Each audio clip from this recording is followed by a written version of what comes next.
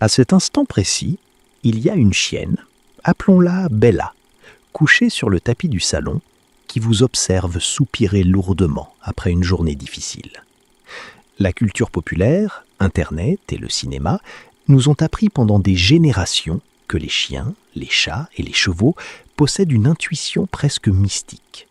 Nous croyons, au fond de nous, que Bella sait exactement quand nous sommes vulnérables et que, face à un danger réel, elle prendrait une balle pour nous protéger. Mais, et si ce n'était qu'une projection de notre propre esprit ? Et si ce que nous appelons héroïsme ou amour protecteur était en réalité un mécanisme biologique infiniment plus complexe et parfois bien plus sombre que nous l'imaginons ? Si remettre en question la réalité, déconstruire les mythes de ce monde et chercher la vérité qui se cache juste dans les yeux de ceux qui partagent votre vie vous passionne, abonnez-vous à la chaîne. Explorons ensemble les frontières les plus profondes de l'esprit animal. Pour découvrir si un animal désire réellement nous protéger, la science a dû creuser jusqu'aux racines de la biologie évolutive. Il y a environ 15 000 ans, dans l'actuelle Allemagne, le célèbre chien de Bonn Oberkassel a été enterré aux côtés de 2 humains, immortalisant ainsi le début d'une symbiose profonde. Mais dans la froideur de l'évolution, le véritable altruisme, risquer sa propre vie pour un autre, est un casse-tête hors de prix, presque toujours réservé au sauvetage de parents génétiques directs. Comment, alors, ce sacrifice a-t-il franchi la barrière des espèces ? La réponse réside dans la domestication, qui a radicalement modifié le seuil d'agressivité de leurs ancêtres loups. Pour accéder au feu de camp des humains, les chiens ont dû réprimer leur peur sociale et leur hostilité. L'instinct de protection mutuelle et de vigilance, autrefois réservé uniquement à la meute, a été piraté et étendu à notre espèce. Nous sommes devenus leur tribu. Nous sommes programmés pour penser qu'ils nous protègent, parce qu'ils évaluent rationnellement la situation et décident de jouer les héros. C'est exactement là que se trouve l'erreur. Leur protection ne naît pas de l'intellect, elle naît de quelque chose de viscéral, la contagion émotionnelle. Lorsque les chiens sont exposés au son aigu d'un bébé humain en train de pleurer, leur corps réagit violemment. Ils subissent un pic immédiat de leur concentration basale de cortisol, l'hormone du stress. Leur biologie reproduit avec une exactitude mathématique la réaction de panique du corps humain. Ce n'est pas une pensée, c'est une prise d'otage du système nerveux. La variabilité de la fréquence cardiaque d'un chien oscille en quelques fractions de seconde, se synchronisant statistiquement avec celle de son maître angoissé. Cette synchronisation autonome est la base de ce que la science appelle le canis empathicus. Leur biologie est une caisse de résonance pour notre souffrance. Et cette antenne parabolique biologique va bien au-delà de l'ouïe. Lorsque votre corps entre en mode lutte ou fuite, vous transpirez des composés organiques volatiles, gorgés de la chimie de la peur.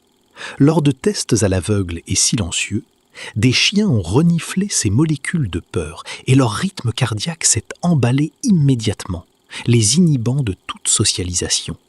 Les chats, que la culture accuse à tort d'être indifférents, font exactement la même chose. En sentant la sueur d'un humain terrifié, les félins activent préférentiellement leur narine droite. Cela provoque un court-circuit dans l'hémisphère droit de leur cerveau, le centre de traitement de la panique et de la fuite, prouvant qu'ils intériorisent physiquement votre menace. Mais les chevaux poussent cela à l'extrême. À l'aide d'algorithmes d'intelligence artificielle, des chercheurs ont prouvé, avec une précision de 90,9%, que le cœur d'un cheval se synchronise en fonction de l'odeur de la sueur et de la microtension musculaire de l'humain qui le monte. Ils ne prédisent pas l'avenir. Ils lisent la tension dans vos muscles avant même que vous ne réalisiez que vous avez peur. Mais il y a un gouffre philosophique entre ressentir la douleur de l'autre et savoir comment le sauver. Des chercheurs ont créé le paradigme du maître coincé et en détresse.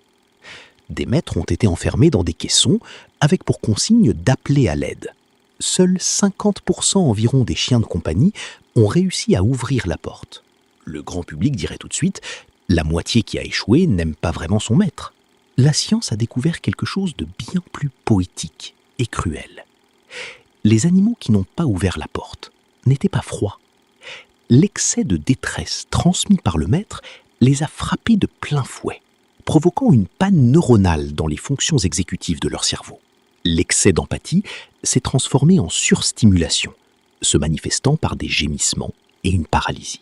Ils ont ressenti le désespoir dans leur propre chair, mais la noyade émotionnelle les a empêchés de concevoir un plan d'évasion. La preuve ultime, lorsque l'obstacle consistait uniquement à atteindre de la nourriture et qu'ils apprenaient à utiliser le mécanisme au préalable, 84% d'entre eux ont sauvé leur maître lors du test final. S'ils ressentent tant de peur de l'environnement à nos côtés, pourquoi ne nous fuient-ils pas tout simplement ? La réponse se trouve dans une révolution neurobiologique appelée ocytocine, l'hormone de l'attachement.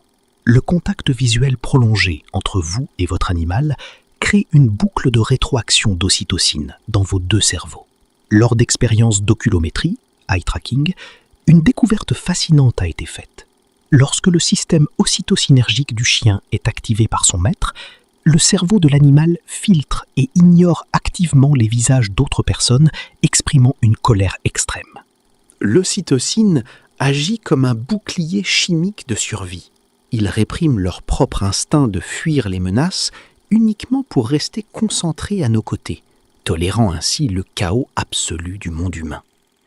Et c'est là que le mythe des films d'Hollywood s'effondre.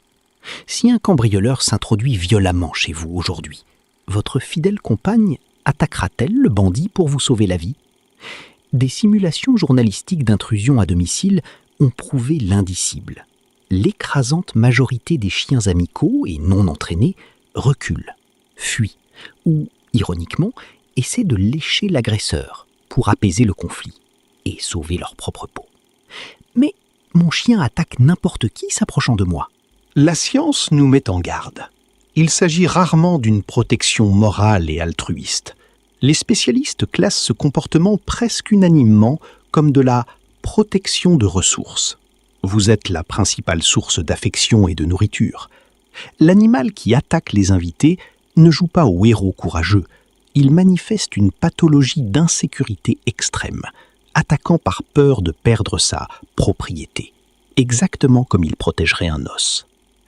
Ce qui nous amène à une faille éthique grotesque. Si l'agressivité que nous observons est rarement de l'héroïsme, mais plutôt du stress ou une pathologie, la façon dont nous éduquons nos animaux repose sur un mensonge martial.